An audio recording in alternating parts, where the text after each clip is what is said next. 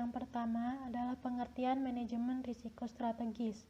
Risiko strategis adalah risiko yang antara lain disebabkan oleh adanya penetapan dan pelaksanaan strategi bank yang tidak tepat, pengambilan keputusan bisnis yang tidak tepat, atau bank tidak mematuhi atau tidak melaksanakan perubahan perundang-undangan dan ketentuan lain yang berlaku. Indikasi dalam risiko strategis ini dapat dilihat dari kegagalan dalam mencapai target bisnis yang telah ditetapkan, baik target keuangan maupun non-keuangan. Bank Indonesia melalui PBI nomor 13/23/PBI/2011 mendefinisikan risiko strategis, yaitu risiko akibat ketidaktepatan dalam pengambilan dan atau pelaksanaan suatu keputusan strategis serta kegagalan dalam mengantisipasi perubahan lingkungan bisnis. Risiko strategis timbul antara lain karena yang pertama, kelemahan perusahaan dalam proses formulasi strategi dan ketidaktepatan dalam perumusan strategi. Yang kedua, sistem informasi manajemen yang kurang memadai. Yang ketiga, hasil analisis lingkungan internal dan eksternal yang kurang memadai. Yang keempat, penetapan tujuan strategis yang terlalu agresif. Yang kelima, ketidaktepatan dalam implementasi strategi. Dan yang terakhir, kegagalan dalam mengantisipasi perubahan lingkungan bisnis. Selanjutnya yaitu ada risiko inherent pada manajemen risiko strategis. Risiko inherent adalah risiko yang melekat pada kegiatan bisnis di bank syariah, baik yang dapat dikuantifikasikan maupun yang tidak dapat dikuantifikasikan, dan berpotensi mempengaruhi posisi keuangan bank. Ada beberapa parameter ataupun indikator penting dalam risiko strategis. Yang pertama yaitu kesesuaian strategi dengan lingkungan bisnis. Yang kedua yaitu pengambilan risiko yang tertinggi dan pengambilan risiko dengan risiko yang rendah. Kemudian yang ketiga yaitu posisi bisnis pada perusahaan. Yang terakhir yaitu pencapaian rencana bisnis perusahaan.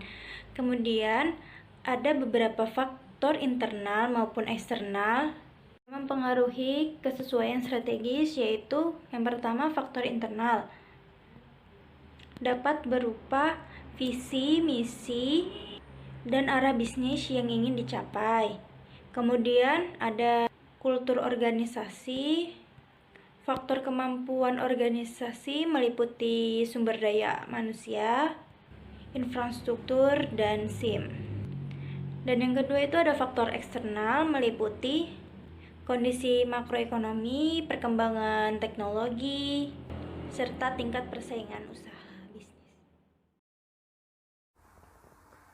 Saya Nugroho Riyadi akan menyampaikan materi selanjutnya, yaitu mengenai penerapan manajemen risiko pada manajemen risiko strategis.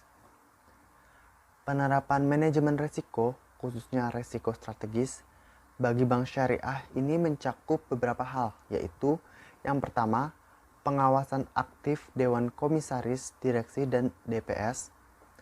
Dalam hal ini, pengawasan aktif yang dilakukan yaitu mengenai kewenangan dan tanggung jawab Dewan Komisaris, Direksi, dan DPS, pengawasan sumber daya insani yang ada di dalam bank syariah, dan organisasi manajemen risiko strategis. Yang kedua yaitu adanya kebijakan dan prosedur manajemen risiko serta penetapan limit. Dalam hal ini terdapat beberapa hal yang perlu dilakukan, seperti strategi manajemen risiko seperti apa yang akan dilakukan, lalu seberapa besar tingkat manajemen risiko, dan kebijakan dan prosedur apa yang akan dilakukan, serta berapa limit risiko strategi yang akan ditetapkan. Dan yang ketiga yaitu adanya proses identifikasi mengenai risiko strategis, pengukuran risiko strategis, pemantauan risiko strategis, dan pengendalian risiko serta sistem informasi untuk risiko strategis. Materi selanjutnya yaitu mengenai sistem pengendalian internal pada manajemen risiko strategis. Penilaian proses penerapan manajemen risiko strategis yang efektif harus dilengkapi dengan sistem pengendalian internal yang handal. Hal ini dimaksudkan agar dapat membantu pengurus bank syariah menjaga aset bank, serta menjamin tersedianya pelaporan keuangan dan lain sebagainya. Untuk dapat terselenggaranya sistem pengendalian internal bank syariah yang handal dan efektif, merupakan tanggung jawab dari seluruh satuan kerja operasional dan kesatuan kerja pendukung serta satuan kerja audit internal atau SKAI. Sekian, terima kasih.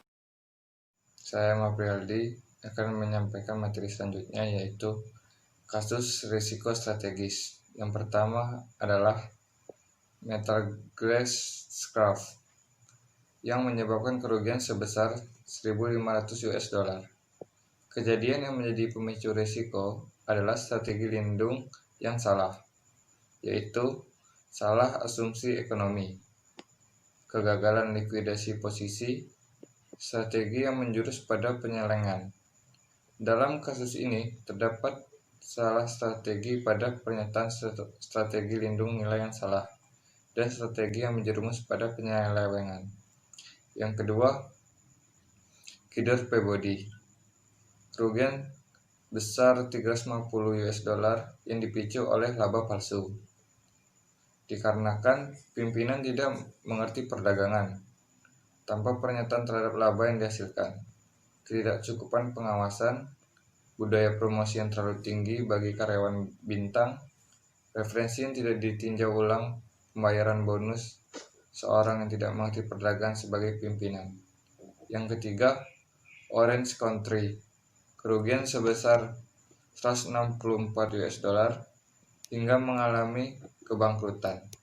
Kerugian yang terjadi pada portofolio obligasi akibat salah posisi terhadap arah suku bunga, The Fed, penyelewengan oleh Roberto Citron dalam kurung bendahara wilayah OIC secara ilegal menggunakan dana wilayah untuk menutupi kerugian yang terus membengkak. Kesalahan strategi dalam hal ini terjadi pada salah penentuan terhadap arah suku bunga. Yang keempat, LTCM.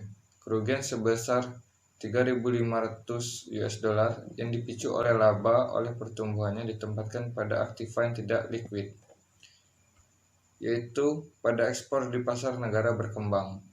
Neraca LTMC, Long Term Capital Management, sangat rentan karena pasifa yang terjadi dari dana jangka pendek. Pada saat terjadi penarikan LTMC, tidak mampu untuk memenuhi kewajibannya. Terjadi karena ketidakcukupan pengawasan serta promosi yang terlalu tinggi bagi karyawan bintang, yang sebelumnya memiliki prestasi yang luar biasa, yaitu sebagai pemenang Nobel, Merton dan Scholes. Kesalahan strategi dalam hal ini terdapat dalam kesalahan penempatan laba dan pertumbuhan pada aktiva yang tidak liquid.